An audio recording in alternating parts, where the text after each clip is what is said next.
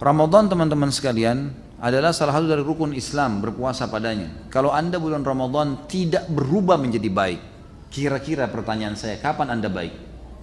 Di bulan Ramadan, seluruh dunia, umumnya kaum muslimin, kita ke Amerika, kita ke Saudi, ya kita ke Timur Tengah, kita ke Asia, yang ada orang Islam, semua puasa. Segelintir orang yang tidak puasa, yang lainnya semua puasa. Artinya, kalau pada saat itu rame-rame saja anda tidak mau puasa, kira-kira kapan akan puasa? Kalau pada saat itu rame-rame kaum muslimin membaca Al-Quran dan anda tidak ikut baca Quran, kira-kira kapan akan baca Al-Quran? Kalau Ramadan orang semua sholat tarawih teman-teman sekalian, lalu anda tidak sholat, kapan anda akan sholat malam nih? Kira-kira. Kalau orang rame-rame nih semua. Kalau Ramadan kaum muslimin berlumba-lumba meninggalkan kemaksiatan, dan anda tidak tinggalkan, kapan anda akan meninggalkan kemaksiatan? Kan luar biasa semuanya, gitu kan? Saya menjelaskan Ramadan adalah bulan training yang luar biasa. Kalau ada lembaga training teman-teman sekalian, dan training itu orang rame-rame mendaftar karena alasan trainernya bagus. Juga mungkin staff-staffnya bagus. Diharapkan kita mendaftar di situ ikut training dan kita output nanti keluar dari situ juga menjadi bagus, gitu kan? Orang bayar banyak, sampai 5 juta, sampai 10 juta hanya untuk meningkatkan satu skill saja. Ramadan teman-teman lembaga training terbesar di dunia. Trainernya Allah langsung. Kemudian staffnya semua para malaikat. Ini luar biasa, gitu kan? Tidak ada lembaga training begini. Dan fadilah yang didapatkan sangat besar. Nggak bisa digambarkan lagi fadilahnya. Pengampunan dosa, peninggian derajat, lebih baik daripada 1000 bulan, dan terlalu banyak. Bulan Ramadan teman-teman sekalian pada saat datang, seringkali syaitan menanamkan kepada kita hal-hal yang konyol, yang harus kita lawan. Karena di bulan Ramadan mereka terbelenggu. Dan ini fadilah lain bulan Ramadan, di mana Nabi SAW mengatakan kalau tiba Ramadan, maka semua pintu surga dibuka, semua pintu neraka ditutup, semua syaitan dibelenggu. Apa maksudnya pintu surga dibuka teman-teman sekalian? Kalaupun misalnya dibuka, apa manfaatnya buat kita sekarang? Kita belum bisa masuk ke dalamnya. Dan ada malah hadis Bukhari menjelaskan, pintu surga akan dibuka nanti di akhirat pertama kali untuk Nabi Muhammad SAW. Lalu apa maksudnya di sini dibuka? Maka ulama menekankan lebih cenderung kepada terbuka pendaftaran untuk ke surga. Kesempatan orang beramal saleh didaftar ke surga. Sama kalau sebuah kampus mengatakan tanggal 1 sampai tanggal 30 Januari pendaftaran. Yang mendaftar di kampus ini akan ada penerimaan. Yang mendaftar kemungkinan diterima, kemungkinan tidak. Tapi tergantung, bisa saja lebih besar kemungkinan diterima. Beda dengan orang yang lewat depan kampus lalu berkata, saya mau daftar kampus ini, tapi dia tidak daftar sama sekali sampai lewat akhir bulan. Dapatkah sesuatu? Gak mungkin, gitu kan? Seperti itu memahaminya. Jadi Ramadan dibuka pintu-pintu surga, ditutup semua pintu neraka. Ditutup ini artinya tidak ada orang yang didaftar ke neraka pada saat itu. Sudah tidak ada. Ya, orang berbuat salah pun masih cenderung dimaafkan oleh Allah Subhanahu Wa Taala.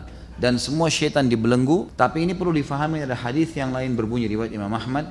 Dan syaitan-syaitan itu dibelenggu sehingga mereka tidak leluasa menggoda seleluasa menggoda di luar Ramadan. Artinya masih menggoda, cuma mereka tidak seleluasa di luar Ramadan. Ini fadilah yang lain dari bulan Ramadan tentunya, dari bulan Ramadan. Bulan Ramadan teman-teman sekalian, sebelum tiba Ramadan karena syaitan akan dibelenggu, mereka menanamkan persepsi-persepsi negatif yang harus kita tepis. Misal, perasaan merasa berat karena menghadapi Ramadan, puasa 1 bulan, nanti berat, nanti puasa, saya bisa atau enggak? A'udzu billahi minasyaitonir rajim. Saya bisa, sambut dengan gembira. Kita mau pergi haji, syaitan akan tanamkan sama tuh, nanti haji macet, padat. Kemarin tahun lalu ada informasi ada yang mati, nanti saya mati enggak di sana? Padahal kalau ajal pasti matilah, gitu kan? Enggak mungkin tidak. Maka ini harus dilawan. A'udzubillahi minasyaitonirrajim. Salat tahajud. Nanti kalau saya salat tahajud jam 2 atau jam 3, besok pagi ngantuk enggak ya? A'udzubillahi minasyaitonirrajim. Kerjain. Allah Subhanahu wa taala tidak memerintahkan sesuatu kecuali ada hikmah-hikmah di situ, gitu ya. Persepsi ini pasti tertanam kata para ulama dalam jiwa setiap muslim. Tinggal bagaimana dia melawannya. Ada persepsi Ramadan nanti lemas, nanti loyo. Ini semua tergantung kita bagaimana mensugesti diri kita.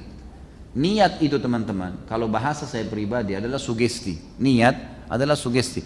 Orang niat puasa berarti sugesti untuk puasa. Niat sholat berarti sugesti untuk sholat dan seterusnya. Orang kalau niat subhanallah, misal gini, kita mau niat puasa besok. Itu niat itu adalah sugesti yang sangat luar biasa ke dalam seluruh anggota tubuh kita, gitu kan? Dari dalam hati beranjak ke otak kita, dari otak disebarkan ke seluruh tubuh kita, sehingga tubuh ini siap untuk puasa. siap untuk tidak minum, siap untuk tidak makan. Memang begitu. Orang niat sholat berarti dia siap untuk sholat. Kalau ada yang ganggu dia terganggu tuh. Ini kalau sudah niat sholat tadi maghrib, udah niat mau sholat dalam hati, begitu kita Allahu Akbar ada orang ribut, kita terganggu. Karena sudah niat, sugestinya memang tubuh kita, mindset kita sudah siap untuk sholat itu. Kita mau haji, kita mau jihad, semuanya begitu. Makanya niatnya yang harus kuat di sini. Bagaimana kita melawan persepsi negatif itu dengan sugesti positif, gitu kan? Enggak, saya tidak loyo, saya tidak lemas. Kalau orang makan sahur, kemudian syaitan atau ada bisikan dalam hatinya, karena syaitan masih menggoda ya. Ini kalau Ramadan ada orang tergoda dengan syaitan, luar biasa lemahnya imannya. Karena syaitan dibelenggu. Bagaimana kalau di luar Ramadan, gitu kan? Kalau masih ada bisikan syaitan di sahur, nanti jam 11 kamu haus loh. Nanti kamu lapar loh. Terus kita mengiyakan sugesti negatif itu, bisikan-bisikan negatif itu. Nanti jam 11 haus benar, gitu kan? Masa kita mau dikalah sama syaitan yang bisikin nanti kamu haus, nanti kamu begini. Lain kalau kita disuruh sehari semalam 24 jam tidak boleh minum. Mungkin berat, 2 hari misalnya. Ini enggak. Dari subuh hanya sampai maghrib dan pahalanya besar, gitu kan? Pahalanya sangat besar. Jadi di sini kita harus mentepis sugesti-sugesti negatif syaitan, lemas dan loyo. Keluar dari sugesti negatif dan kita masuk kepada sugesti yang positif kita. Sama halnya juga dengan masalah bulan Ramadan dianggap adalah bulan untuk balas dendam, tanda kutip ya. Ini saya nggak sahur tadi, maka buka puasanya balas dendam. Beli warna-warni, macam-macam, yang biru, yang merah, semua mampir. Motornya mungkin sudah penuh dengan kresek, gara-gara beli semua. Yang kolak dibeli, yang ini dibeli, yang itu dibeli, macam-macam. Begitu buka puasa nggak bisa dimakan. Ini salah, persepsinya salah. Nabi SAW sudah ajarin buka puasa dengan air putih dan kurma. Habis itu sholat dulu, pulang jangan kagetkan usus anda karena sudah istirahat, baru kemudian makan dengan tenang, gitu kan? Baru makan dengan tenang, insya Allah nggak ada masalah, gitu kan? Jadi justru kontrol. Kata ulama, kalau orang puasa kemudian tidak bisa juga mengontrol hawa nafsu, mengatur makanan dan minuman yang masuk, ini berarti dia belum mendapatkan tujuan utama puasa. Mengetahui bagaimana keadaan orang-orang yang susah di luar sana. Kita jadi tahu, makanya dimotivasi lagi. Siapa yang membuka puasakan orang yang puasa, maka akan dapat pahala seperti orang yang dibuka puasakan tanpa dikurangi sedikit pun dari pahala orang yang dibuka puasakan itu. Kita berikan sebutir kurma, segelas air, maka kita akan dapat pahala mereka. Kita akan dapat pahala mereka, gitu kan? Makanya kejar untuk membuka puasakan orang lain. Jadi kita sudah rasa haus, rasa lapar, kita juga melakukan, membagi pada orang-orang yang susah di pinggir jalan, di mana-mana. Mereka harus berlumba-lumba untuk melakukan perbuatan-perbuatan seperti ini. Jadi ini persepsi negatif semua harus dilawan. Harus dilawan. Semua bisikan dalam hati kita atau di benak kita yang membuat kita malas ibadah, apalagi meninggalkannya dari syaitan. Lawan. Kalau kita nggak lawan sampai kapan nih? Syaitan mau setiap hari buku amal kita kosong. Gitu. Apalagi Ramadan puncak-puncaknya kita beribadah. Jadi persepsi negatif harus dilawan nih, gitu kan? Kesempatan minta surga, kesempatan menyelamatkan diri dari api neraka. Dan kata Nabi SAW, di bulan Ramadan Allah punya pembebas dari api neraka. Orang-orang yang dibebasin. Dan itu terjadi di setiap malam. Itu terjadi di setiap malam. Dan kalau tiba Ramadan, camkan baik-baik dalam diri kita. Allahu alam, apakah Ramadan ini Ramadan masih ya terakhir atau kita masih dapat Ramadan akan datang? Kita nggak pernah tahu. Bagaimana dengan orang yang lalai-lalai itu? Subhanallah, saya kadang-kadang semoga Allah kasih hidayah. Merasa sedih kalau melihat ada saudara-saudara kita muslim naik mobil angkot, ya Ramadan sudah pendapatannya kecil, terus tidak puasa lagi. Ini kira-kira luar biasa, rugi dunia, rugi akhirat. Berapa yang dia kejar itu? Dan itu subhanallah kadang-kadang mereka bisa puasa, tidak makan, tidak minum, tapi rokok tidak bisa. Ini satu hal yang luar biasa ya. Semoga Allah kasih hidayah. Bagaimana kalau Ramadan saja orang rame-rame ibadah, dia tidak ibadah, lalu kapan dia mau ibadah nih? Jadi kita masing-masing akan dihisab oleh Allah SWT. Jadi bulan Ramadan bulan training yang semestinya tidak tersia-siakan oleh setiap muslim. Dan teman-teman sekalian, kalau Ramadan sudah hilang, sudah pergi, maka usahakan terapkan hasil trainingnya. Jangan pas di akhir Ramadan atau pas Idul Fitri mulutnya bilang Alhamdulillah, tapi Alhamdulillahnya salah tempat. Alhamdulillah, sekarang saya lepas dari penjara ibadah, gitu kan? Enggak lagi puasa, enggak lagi sholat malam. Ini yang ketawa-ketawa tahu diri ya.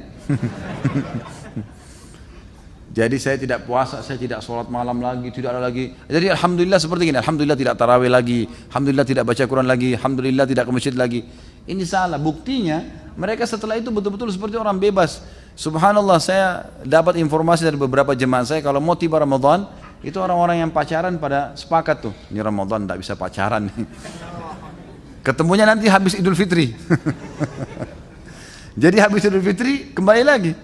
Ramadan rame-rame pakai jilbab, habis Ramadan buka jilbab. Ini subhanallah, ini keliru ini. Jadi Ramadan cuma dijadikan sebagai seremoni saja, rame-rame bertakwa, habis itu tinggalkan semua. Ini rugi sekali. Mestinya Ramadan bisa mengubah kita lebih baik, kemudian Ramadan akan datang lebih baik lagi sampai kita bertemu dengan Allah Subhanahu wa taala, sementara pahala kita sempurna, pahala kita sempurna. Jadi jangan disia-siakan, Ramadan ini adalah kesempatan emas bagi seorang muslim. Kata Nabi SAW, sungguh terhina sekali seorang hamba yang sudah mendapatkan Ramadan dan dia masih hidup sampai Ramadan habis pergi, sementara dia belum sempat diampuni dosanya.